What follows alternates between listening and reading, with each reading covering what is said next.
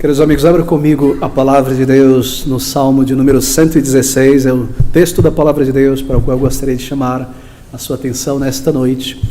Estas palavras de Davi no versículo 1 do Salmo 116.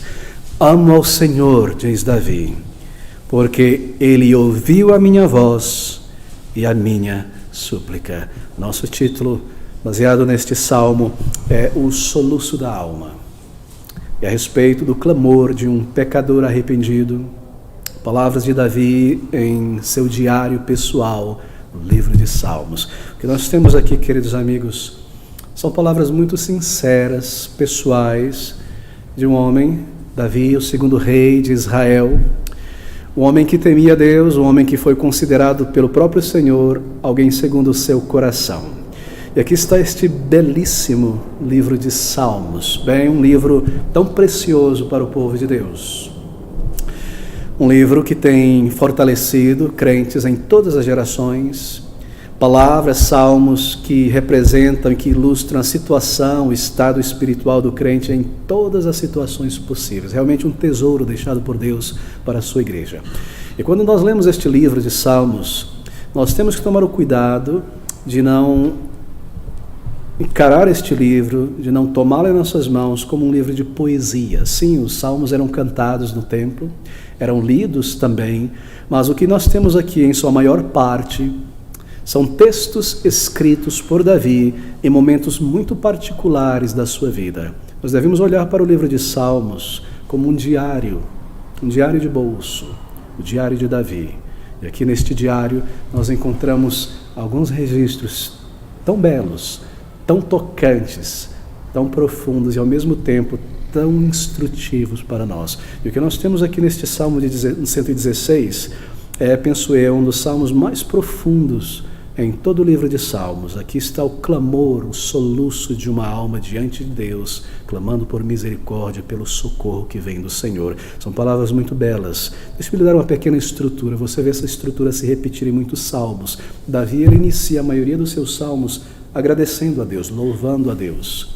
Ele irá falar sobre algo, ele irá contar uma experiência, declarar algo, mas ele começa louvando a Deus, afirmando algo, agradecendo, e então ele passa a contar o porquê ele está agradecendo a Deus. Veja o versículo 1.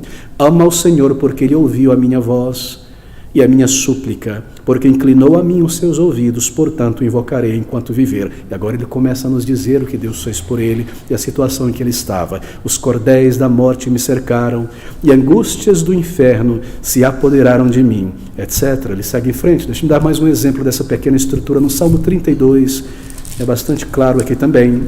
Ele descia dizendo, bem-aventurado, feliz, alegre, aquele cuja transgressão é perdoada e cujo pecado é coberto. Bem-aventurado o homem a quem o Senhor não imputa maldade e em cujo espírito não há dolo. E agora ele começa a contar a sua história. Quando eu guardei silêncio, envelheceram os meus ossos pelo meu bramido em todo dia, sobre o seu pecado. E essa estrutura se repete em muitos desses salmos. Por quê? Porque aqui está Davi tendo recebido graça, alívio, libertação. Ele então registra, iniciando com louvor, a bênção de Deus, a misericórdia de Deus. Ele então passa a registrar, contando o que Deus fez por ele, o estado em que ele se encontrava. E é exatamente o que nós encontramos aqui nesse Salmo de número 116. Bem, esse é o registro de uma pessoa desperta por Deus para a sua condição diante de Deus. Desperta em um estado de pecados. Ele não percebia, ele não estava atento, ele se distanciou tanto de Deus em um determinado momento da sua vida, e Deus, na sua bondade e misericórdia, o para no caminho, abre os seus olhos, o repreende, ele vem a si, ele percebe a sua culpa, a sua angústia, a angústia toma conta da sua mente e coração, ele clama ao Senhor em profundo arrependimento, então paz, alívio, alegria, bem-aventurança, ama ao Senhor, louva ao Senhor. Essa estrutura, esse é o seu diário. E essas palavras são palavras muito pessoais, palavras que chegam pelo Espírito até nós nesta noite. Bem, você se recorda que Davi foi um rei em Israel. E Davi, por um certo tempo, ele se afastou do Senhor. Há muitos textos no livro de Samuel, marcando isso no livro de Reis também. Davi permitiu que complacência espiritual começasse a tomar lugar na vida dele, letargia espiritual que levou à negligência dos seus deveres, da sua devoção, da santificação, e o resultado foi uma grande, trágica queda em pecados. Nós lemos sobre o estado dele após o pecado com Batseba, o assassinato de um dos seus melhores soldados. Nós lemos também sobre a indulgência pecaminosa de Davi para com seu filho Absalão e tantas coisas, e a maneira como ele pecou contra Deus, então a misericórdia de Deus o trazendo ao arrependimento. E aqui está, Deus despertando Davi em um momento de grande angústia, como que acendendo a tomada da consciência espiritual novamente, fazendo ver a armadilha em que ele caiu, o pecado em que ele se engoldou, o laço do pecado, a necessidade de buscar de Deus o perdão, o socorro, o auxílio e o despertar de Davi para a realidade da eternidade. Bem, nada melhor, não é? Se nós estamos buscando a Deus para a salvação, nada melhor do que ouvir o testemunho pessoal de alguém. Às vezes nós pensamos, como foi que Deus salvou esta pessoa? O que eu devo fazer? Como eu vou chegar lá? Aqui está o registro da salvação, do perdão de uma pessoa diante de nós. Davi reconheceu o seu estado, buscou o Senhor, confessou de todo o coração e experimentou então a alegria da salvação, a paz da salvação, a remoção daquela culpa, daquele peso, a grande liberdade, a paz no Senhor. Por isso ele começa louvando. Bem, o que eu farei nesta noite é seguir de uma maneira expositiva, através desse texto do Salmo 116. Bem, mas eu vou começar a partir do versículo 10 e versículo 11, porque aqui ele nos diz algo a respeito da sua condição, no pior momento da sua situação. Ouça essas palavras. Versículo de número 10, diz Davi, criei, por isso falei, estive muito aflito, dizia na minha pressa, todos os homens são mentirosos. Bem, são sentimentos de angústia, são sentimentos de perplexidade diante de uma realidade. Nós não sabemos qual foi a situação por trás desta angústia, deste clamor. Nós não sabemos qual foi o momento na vida que levou Davi, a clamar a Deus, a expressar tamanha angústia, profundo sentimento de condenação, de culpa, de inferno. Mas é muito provável que Davi estivesse em um momento de fuga. Talvez ele fugisse de Saul. Nós lemos lá em 1 Samuel, no capítulo 19, no versículo 11 a 12. Abra comigo, vamos apenas ver o contexto disso aqui. 1 Samuel, capítulo 19, versículo de 11 a 12. Nós lemos que Davi, ele fugia de Saul. 1 Samuel 19, de 11 a 12.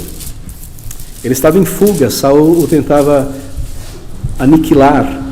Porém, Saul mandou mensageiros à casa de Davi que o guardassem e o mandassem pela manhã.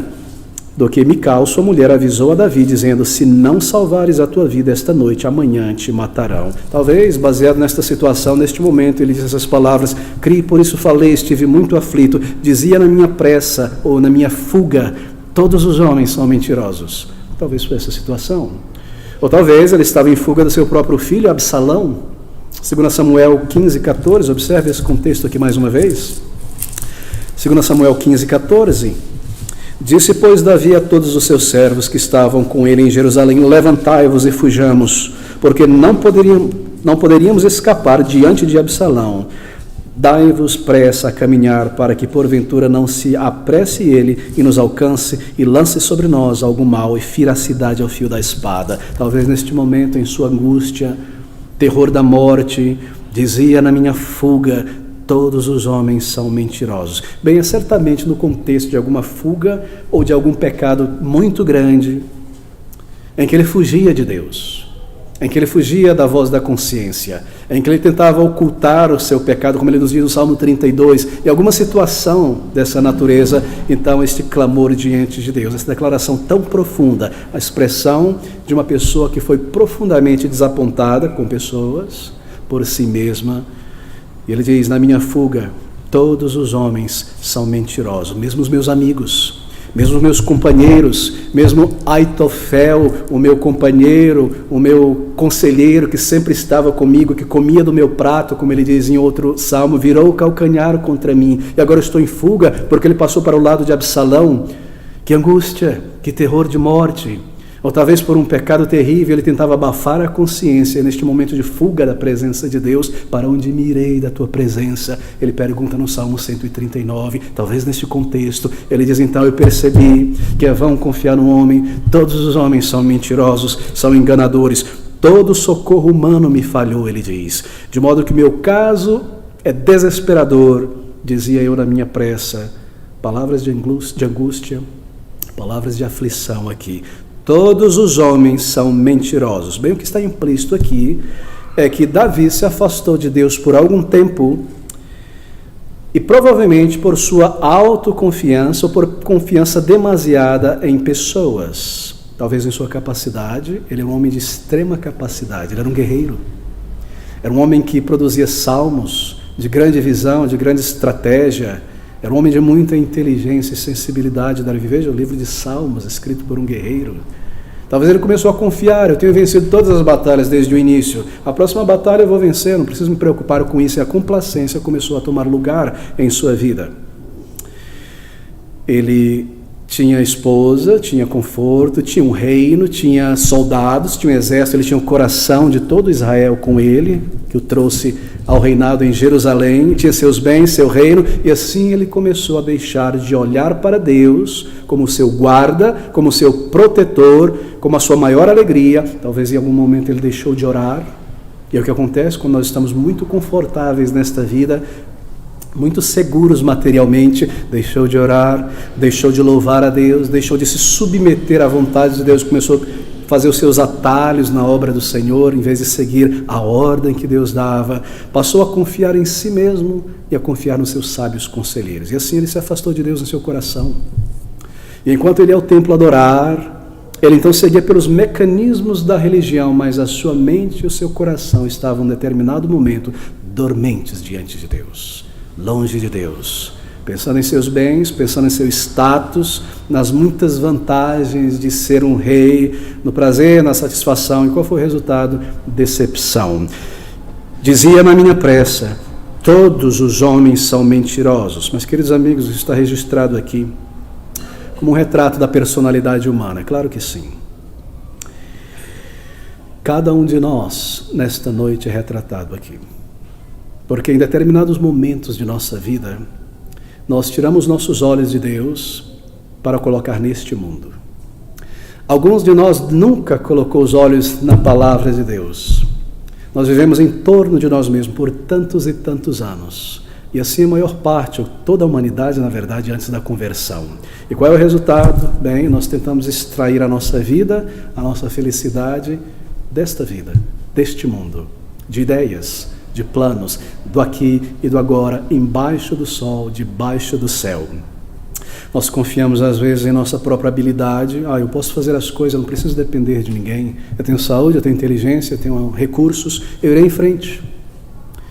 Nós temos colocado a nossa esperança para a eternidade na força de vontade muitas vezes. Bom, eu vivo em pecado, eu sei, mas quando eu quiser parar, eu paro, eu vou parar. E o resultado é decepção quando nós tentamos vencer o pecado. Muitas vezes, algumas pessoas, por exemplo, e eu tenho visto isso acontecer, confiam cegamente na capacidade humana, na ciência.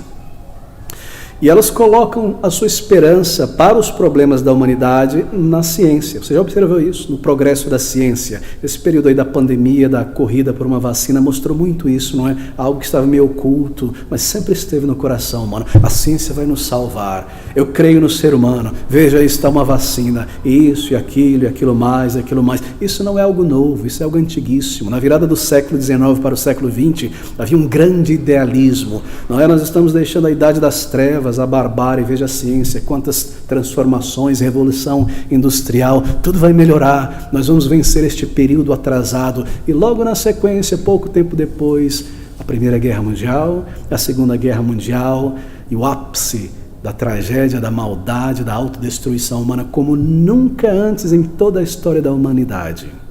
Que decepção, não é, querido amigo? Quantas invenções, a máquina a vapor, a eletricidade sendo canalizada, antibióticos, uma esperança para o futuro através da ciência. Nós conseguimos quebrar o átomo, isso é algo maravilhoso. E o primeiro uso da energia atômica foi uma bomba atômica para ceifar 2 cidades inteiras. Que decepção! Esse é um retrato de todo ser humano. Esse é um retrato grande, não em larga escala, mas é um retrato pequeno, microscópico, em pequena escala dentro de nós. Nós somos muito inclinados e muito confiantes em nossa própria capacidade de agradar a Deus. Nós imaginamos, por alguma razão, que no momento em que nós decidirmos vencer um pecado, nós iremos vencer. Oh, meus irmãos, meus amigos, isso é uma ilusão. Isso é uma ilusão. E eu já tenho dado tantos exemplos de pessoas que eu conheci que tentaram, por exemplo, vencer um vício. E havia fulano que bebia muito, mas ele dizia assim: eu bebo, mas no momento que eu quiser parar, eu paro. E ele tentou, e ele tentou, e ele tentou. Assim, uma ilustração do pecado. Conheço pessoas que tinham vício de fumar certo tipo de cigarro, e a pessoa dizia: eu fumo assim, mas no dia que eu decidi, eu paro. E a pessoa tentou e fez todos os métodos possíveis. Você percebe? Nós não percebemos, nós temos uma ilusão, uma confiança em nós mesmos, que nós podemos agradar a Deus, que nós podemos parar de pecar, nos reconciliar com Deus em um determinado momento. Eu ainda não fiz isso, não busquei a Deus de todo o coração, porque não é o momento. Mas quando chegar o momento, eu irei a Deus. Aqui está o engano. Aqui está o engano. E nós confiamos no homem, no ser humano, como recurso para o futuro, para a salvação. E nós esquecemos da palavra de Deus em Gênesis capítulo 6, versículo 5. E viu o Senhor Deus que a maldade do homem se multiplicara sobre toda a terra, e toda a imaginação dos pensamentos do seu coração era só mal continuamente. Bem, queridos, às vezes nós colocamos a nossa esperança para o futuro de felicidade em pessoas. E nós somos muitas vezes desapontados amargamente, não é? Em uma filha, em um esposo, em um filho, em uma pessoa que é próxima, e nós colocamos tudo ali para a alegria, para o futuro. E o meu futuro, a minha vida vai ser boa, vai ser tranquila, porque essas pessoas me ajudam, ou eu confio nesta pessoa, ou isso, aquilo. E quantas tristezas, um amigo que virou as costas no momento mais necessário. Sonhos e aspirações da infância, planejados para muitos anos à frente, que nunca foram realizados.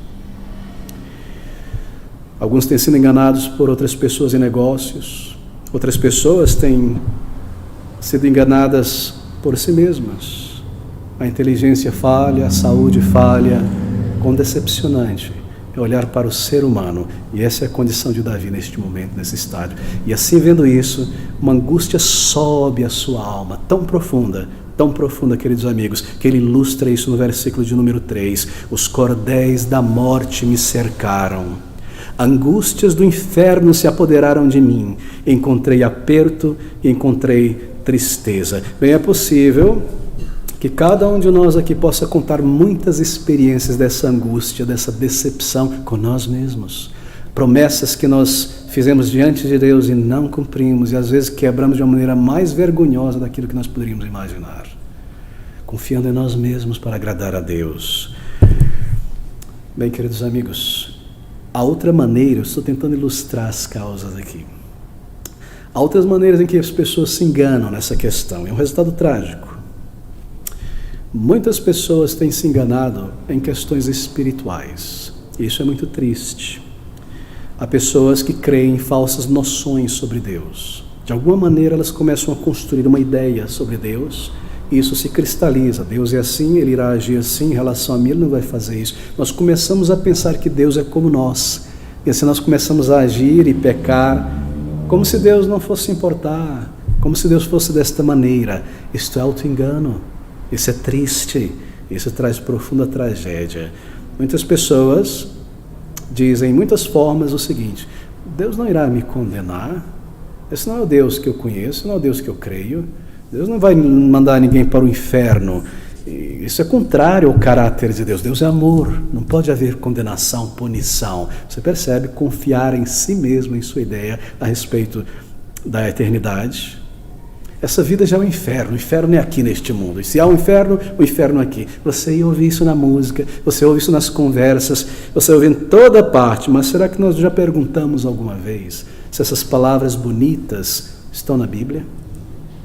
Onde Deus fala: Ouça o que diz a palavra de Deus em Romanos 6, 23. O salário do pecado é a morte. Este é apenas um exemplo. Você sabe qual é a nossa dificuldade? Nós ouvimos frases belas, que têm uma lógica e parece clara, e nós começamos a ser conduzidos por estas frases, essas ideias. Nós nunca paramos e perguntamos, espera aí, será que isso está lá no texto, na palavra de Deus? E colocamos a nossa confiança em ideias, em pessoas, em coisas, até vir a decepção, até vir a autodecepção. Será que esse é o caso de alguém ainda aqui nesta noite? Deixe-me ilustrar isso. Eu estava na igreja, na infância, na adolescência, e de alguma maneira não sistematizada, mas um certo senso de que era assim, eu cria que estava tudo bem comigo, porque eu estava na igreja. Eu frequentava, eu tinha sido batizado e eu fazia o meu melhor. Eu nunca tinha parado para checar estas coisas, se a minha vida estava realmente de acordo com o padrão de Deus. Eu vivia no auto-engano. Até que a misericórdia de Deus me confrontou pela palavra e entendi, mas o que a palavra de Deus aí diz é isto: se alguém vive na prática do pecado, não nasceu de novo. Oh, queridos, Deus teve misericórdia de mim. Misericórdia de mim.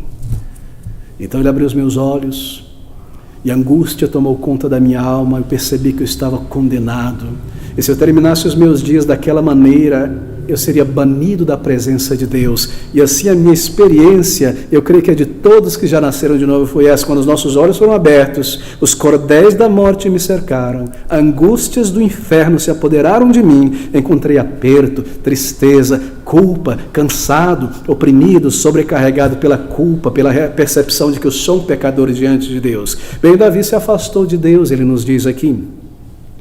Ele então experimentou que esse mundo, pessoas não trazem satisfação permanente, coisas, bens, posição na sociedade jamais poderão trazer uma satisfação duradoura. Davi estava em pecado, distante de Deus. E ele então despertou. Talvez o contexto aqui seja outro. Talvez seja o contexto de 2 Samuel, capítulo 12, versículo de 1 a 19. Estou tentando ilustrar o contexto aqui. Veja mais uma possibilidade. 2 Samuel, capítulo 12, versículo de 1 a 19. O seu pecado com Batseba.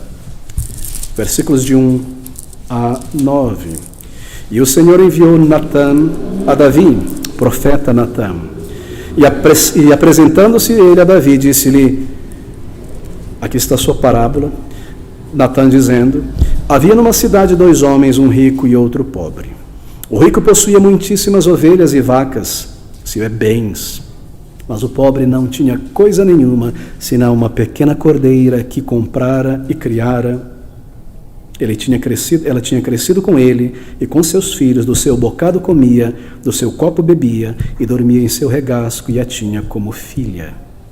E vindo um viajante ao homem rico, deixou este de tomar das suas ovelhas e das suas vacas para assar para o viajante que viera a ele, e tomou a cordeira do homem pobre e a preparou para o homem que viera a ele. Então o furor de Davi se acendeu em grande maneira contra aquele homem. Prepare aqui.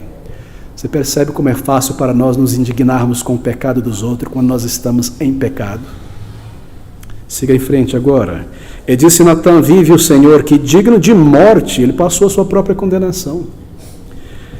É o homem que fez isso, porque ele foi cruel, não é? E pela cordeira tornará a dar o quadruplicado, porque fez tal coisa e porque não se compadeceu. Será que ele não se recorda de Urias e do exército e da nação?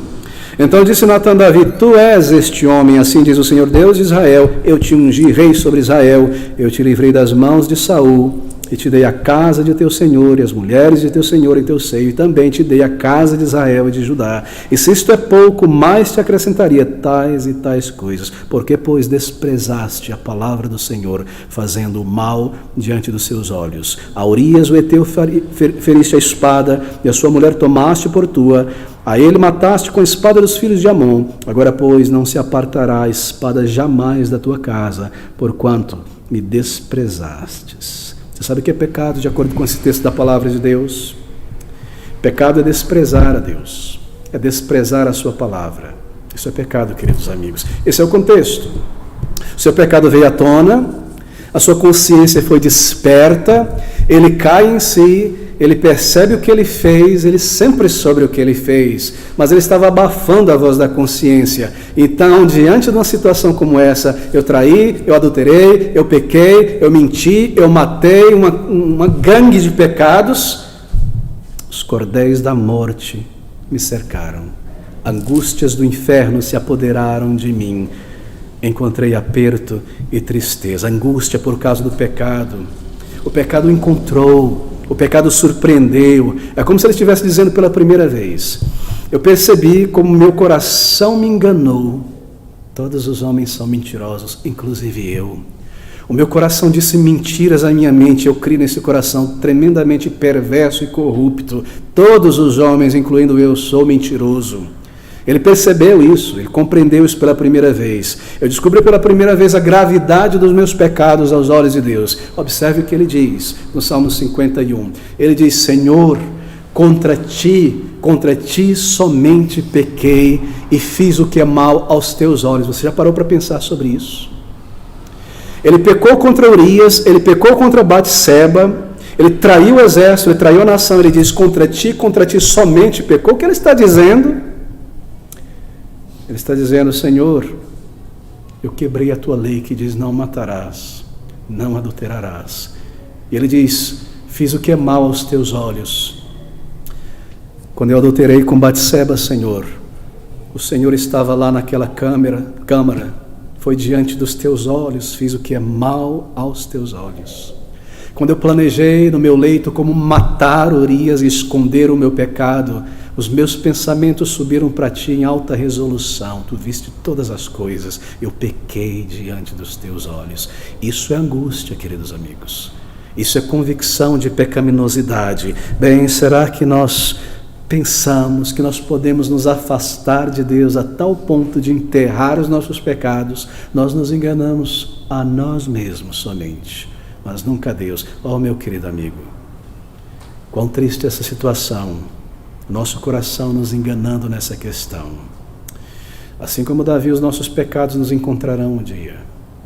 Se eles não nos encontrarem nesta vida, nos encontrarão no dia de juízo.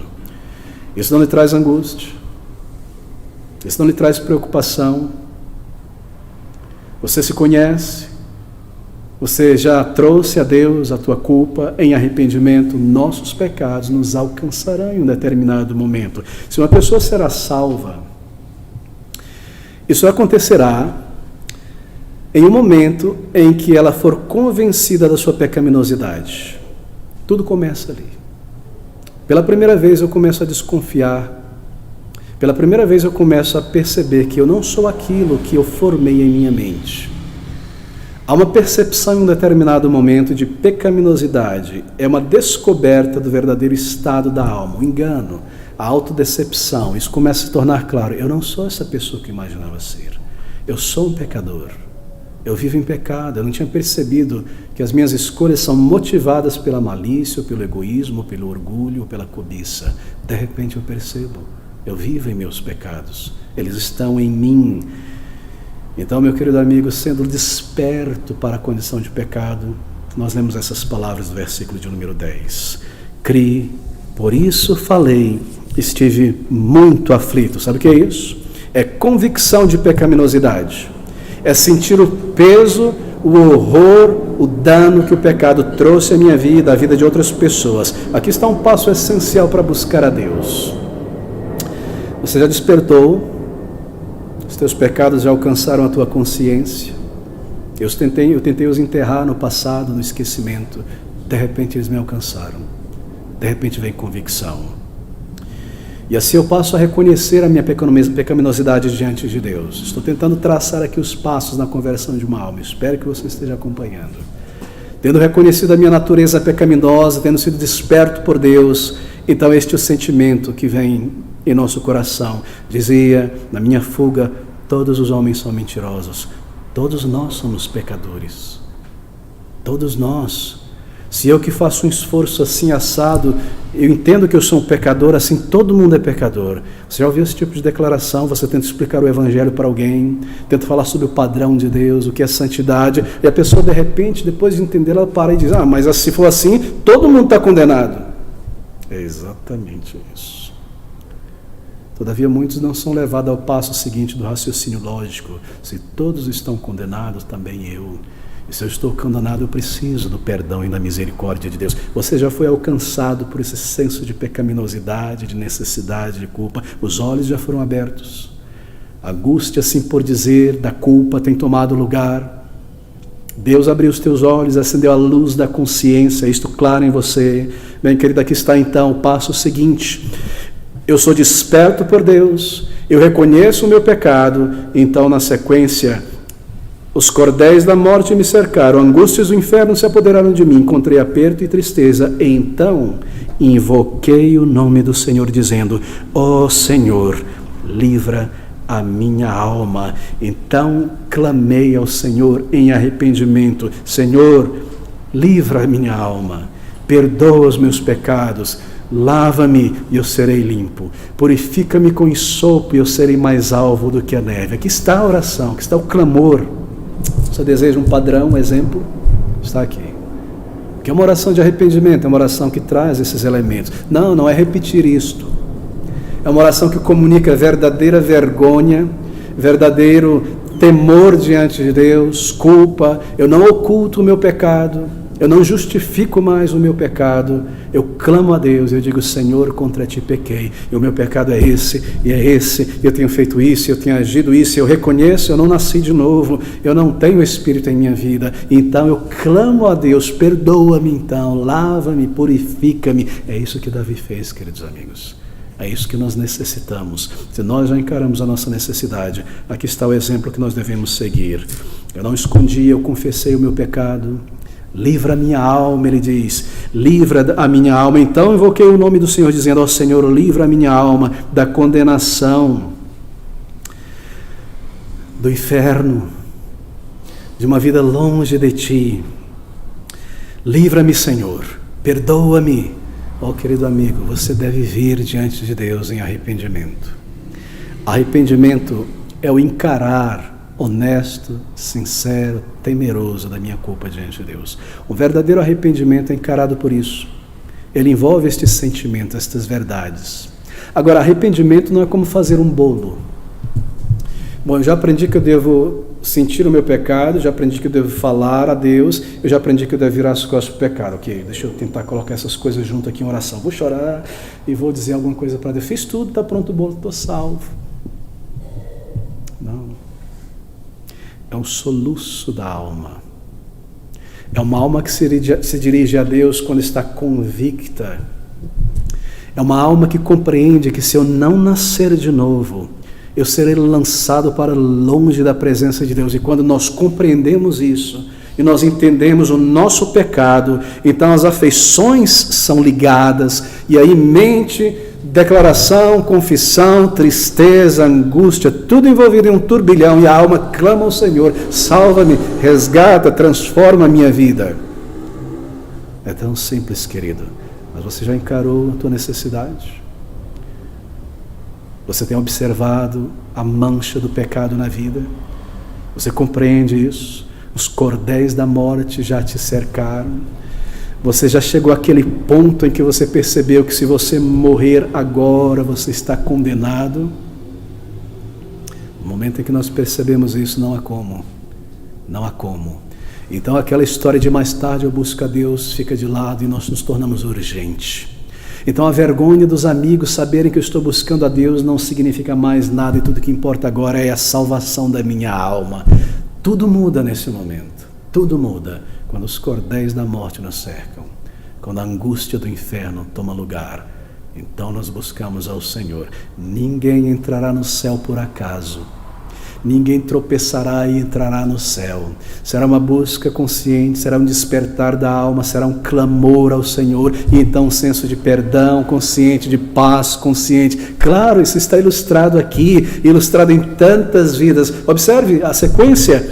Os cordéis da morte me cercaram, angústias do inferno se apoderaram de mim, encontrei aperto e tristeza. Então invoquei o nome do Senhor, dizendo: ó Senhor, livra a minha alma. Ele clamou, ele se arrependeu. E o que aconteceu? Piedoso é o Senhor e justo. O nosso Deus tem misericórdia. O Senhor guarda os simples. Bem, aqui está a sequência. Ele ouviu a minha voz, versículo 1. Ele ouviu a minha súplica, versículo 2. Ele inclinou seus ouvidos para mim. Ele ouviu a minha oração em uma situação de desespero, de culpa, de condenação. Essa é a resposta do Senhor. Justificação. Piedoso é o Senhor e justo. Ele justifica o pecador. Ele perdoa o pecador. Algo acontece no céu e os méritos de Cristo são creditados a uma alma. Esta pessoa é vista agora como uma pessoa justa, ainda embora nós não sejamos. Como se nunca tivesse pecado, ainda embora pecadores. Tudo é levado por Cristo. Aqui está a expressão de alegria, versículo de número 7, fui salvo, então volta minha alma para o teu repouso, pois o Senhor te fez bem, porque tu livraste a minha alma da morte, os meus olhos das lágrimas, os meus pés da queda, andarei perante a face do Senhor na terra dos viventes.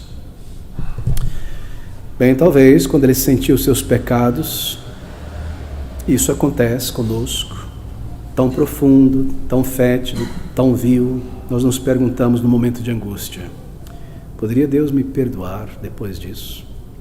Poderia Deus me aceitar depois disso? Matado uma pessoa, traído a Deus, poderia Deus me lavar depois disso? Então ele lembrou-se dos sacrifícios no templo onde ele ia todos os dias. E o cheiro da fumaça do cordeiro sendo sacrificado chegou às suas narinas. E ele lembrou que Deus fez uma promessa a pecadores, que ele enviaria o Salvador, aquele que tomaria o pecado de todo aquele que nele crê, que morreria no lugar deles, que pagaria pela culpa, pela salvação, pela libertação. E isso foi a fé. Ele creu que o Senhor é misericordioso. Em um determinado momento do pecado de Davi, o Senhor enviou um profeta a ele e disse: aqui está o cardápio, escolha uma dessas punições aqui. Um dia inteiro de praga, a mão do Senhor ou o castigo do homem. Provável que ele gastou algumas horas pensando: o que é que eu escolho de melhor aqui? E a escolha dele foi muito interessante, que mostra que no seu pecado e na sua culpa, ele entendia também que Deus é misericordioso. E a resposta foi: eu escolho cair nas mãos do Senhor, porque Deus é misericordioso, o homem não. Não é maravilhoso? Este é o outro lado que acompanha o arrependimento, chama-se fé. Às vezes parece tão difícil, queridos. Nós estamos em profunda angústia. Deus é como um trovão, o seu trono é Monte Sinai. Como eu vou me achegar diante de Deus? Nós somos como os judeus. Fala você, Moisés, para que Deus não nos destrua. Então nós lemos essas palavras: todo aquele que vier a mim, nunca lançarei fora. Mas como ele quem vai me julgar? E ao mesmo tempo ele diz isso. E assim uma mistura de temor, de culpa, um desejo de perdão, um desejo de salvação, nos move em direção ao Senhor. E isso naturalmente causa profundo temor, porque nós estamos indo culpado diante de um juiz que está pronto a nos condenar, mas impulsionado por um desejo de perdão, de misericórdia, crendo que ele disse, que ele é o galardoador daqueles que os buscam, nós nos aproximamos de um turbilhão de sentimentos, na nossa sujeira, na nossa dúvida, na nossa incredulidade, nós dizemos: Senhor, eu creio, ajuda a minha incredulidade. Senhor, eu quero ser limpo, embora esteja me alimentando do pecado, esteja aqui nadando na pocilga, eu quero ser limpo, transformado. Os cordéis da morte me cercaram, senti angústia, então clamei ao Senhor. Querido, é isso que você deve fazer. O Senhor providenciou o meio. No versículo 5 ele diz: piedoso é o Senhor e justo, o nosso Deus tem misericórdia. Como pode Deus ter misericórdia diante do pecado se ele deve julgar? Ah, aqui está a solução. Ele lembrou-se da promessa de um Salvador. A misericórdia de Deus em prover a justiça que nós precisamos e não temos para a reconciliação. E assim, em seu pecado, culpado, ele exercitou fé na palavra de Deus e foi a Deus em arrependimento e em confissão. Ele creu. Se você se encontra nesse estado, você deve crer também. Se você se sente uma pessoa culpada, vá a Deus nesta fé. Uma pessoa impura, uma pessoa longe de Deus, vá a Deus nesta condição. Vá em arrependimento, vá crendo, vá confessando, clame a Ele. E o restante Ele fará, querido amigo. Pertence a Ele a salvação. A nós irmos ao Senhor. Observe este versículo de número 7 e 8. Tendo sido salvo, ele diz: volta minha alma para o teu repouso, pois o Senhor te fez bem. Porque tu livraste a minha alma da morte, os meus olhos das lágrimas e os meus pés da queda. Volta, volta minha alma ao Senhor. Porque tu livraste a minha alma da morte, do inferno, da perdição, os meus olhos das lágrimas, das dores, do fogo, de uma consciência culpada por toda a eternidade, e os meus pés da queda. Então eu amo ao Senhor, eu amo, porque aquele que muito é perdoado, muito ama, e o meu pecado foi muito grande. Amo ao Senhor.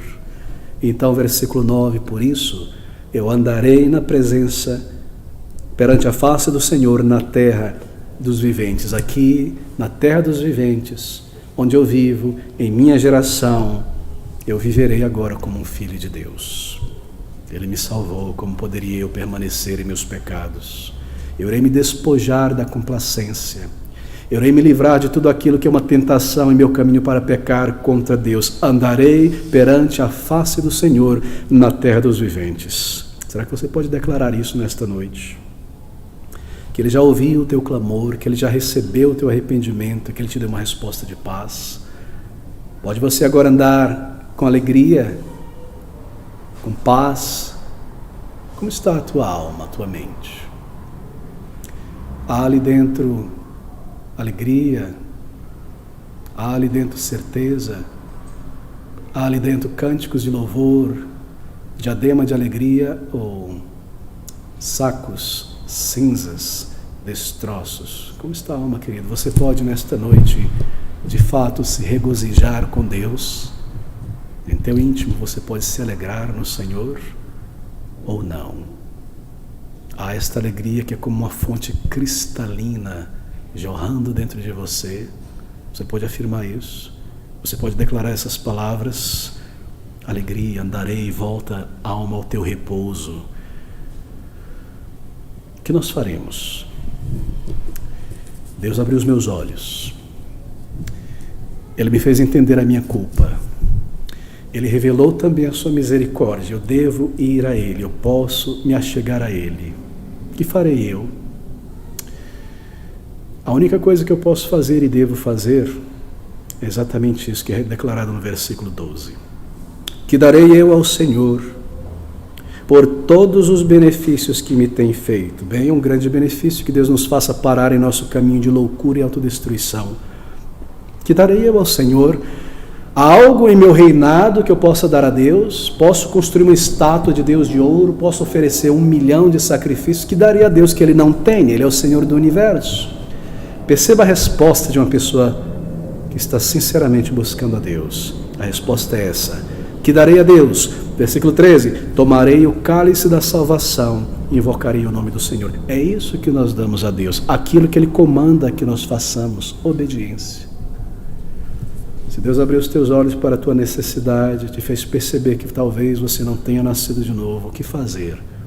Estenda a mão vazia, em culpa e arrependimento. Tome este cálice da salvação, espremido na cruz do Calvário para você. Um cálice de dor, um cálice de amargura, um cálice de amor, um cálice de misericórdia.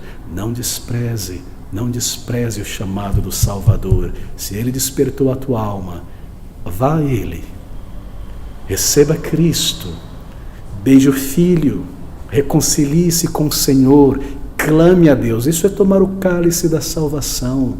Queridos amigos, este cálice para nós é um cálice de doçuras, porque Ele já tomou o cálice de amarguras.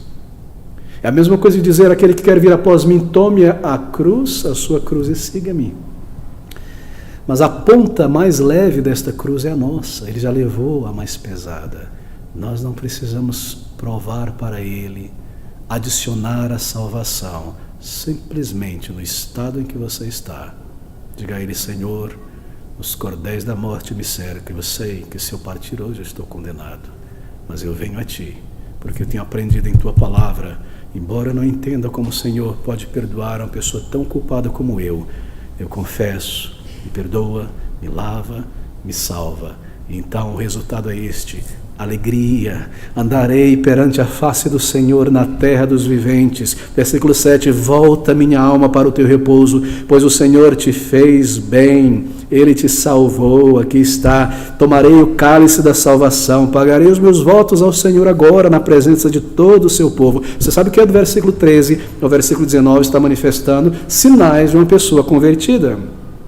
Ele começa a adorar a Deus no versículo de número 14. Pagarei os meus votos ao Senhor. Eu disse que iria amar o Senhor, tirar o pé do caminho mau, não me assentar na roda dos escarnecedores. E agora vou odiar o pecado, e todo mundo que vive no pecado não terá parte em minha vida. Me afastarei disso, manterei as minhas vestes limpas, me ajuntarei com o povo de Deus na presença do Senhor, louvarei ao Senhor.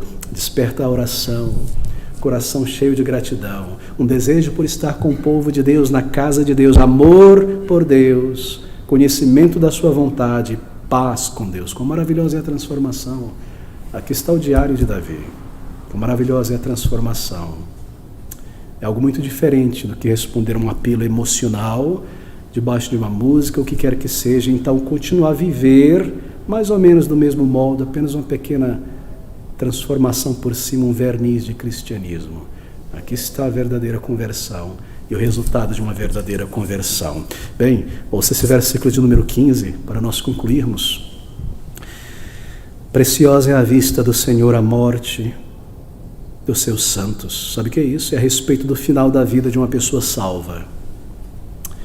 Deus garantirá que a fé deste filho, desta filha recebida na salvação, esta fé que o justo viverá pela fé, que ela seja preservada até o final. Talvez eu diga: eu me arrependo, mas eu sei que eu vou ser tentado nessa e naquela situação. Querido amigo, com o perdão vem a graça de Deus, com o perdão vem o espírito de vida, com o perdão vem a força do alto para vencer o pecado e agradar ao Senhor. Preciosa aos olhos do Senhor na morte de um filho e de uma filha, é precioso para o Senhor. Porque para Deus o final da jornada de um de seus filhos é tão importante quanto o começo dela. Deus não permitirá que um crente tenha a sua vida prematuramente terminada sem que tenha cumprido o propósito que Ele chamou esta pessoa para cumprir. Assim é preciosa aos olhos do Senhor. Na morte do Senhor, na morte de um filho de Deus, Ele glorificará a Cristo, porque Ele levará ou enviará os seus anjos para levar os seus para a eternidade. Você já parou para pensar sobre isso? Eu não sei como acontece, mas baseado em certos textos da palavra de Deus, quando uma pessoa morre, obviamente o seu espírito não fica vagando, ele vai sozinho para o céu. Ele envia os seus anjos. Como poderia uma alma atravessar esta densidade, estas potestades, onde Satanás reina? Ele envia os seus anjos e os leva e os apresenta seguros na eternidade. É precioso para o Senhor. É precioso ao Senhor porque Ele é um Pai de misericórdias, que espera pelos seus filhos pródigos, resgatados por Cristo Jesus. É precioso, Ele está ali, o melhor anel, a capa, a coroa de glória. É precioso para o Senhor. É precioso aos olhos de Deus, embora o mundo não note, não faça caso de um crente. É contado como mais um. É enterrado do lado de um descrente. Mas o Senhor está pronto para recebê-lo e trazê-lo para dentro. É precioso aos olhos do Senhor. Você percebe que isso é uma esperança? Na conversão nós recebemos a esperança, a certeza daquele dia. Eu posso agora olhar para o final da minha vida E antes, quando eu pensava sobre aquele dia, me vinha angústia, eu puxava de lado e ia fazer outra coisa, e voltava, eu fazia outra coisa, tentava me esquecer por alguns dias, havia angústia, eu não estou perdoado, mas agora salvo, eu sei que é precioso para o Senhor, e a morte já não é mais morte para um crente, é simplesmente a sua entrada para a vida eterna, começa aqui, e então é coroado na eternidade. Bem, será que essas palavras comunicam conforto à tua alma ou ansiedade e angústia? Será que elas comunicam conforto e alegria porque você é um filho, uma filha de Deus, ou preocupação? Querido amigo, eu termino com esta nota.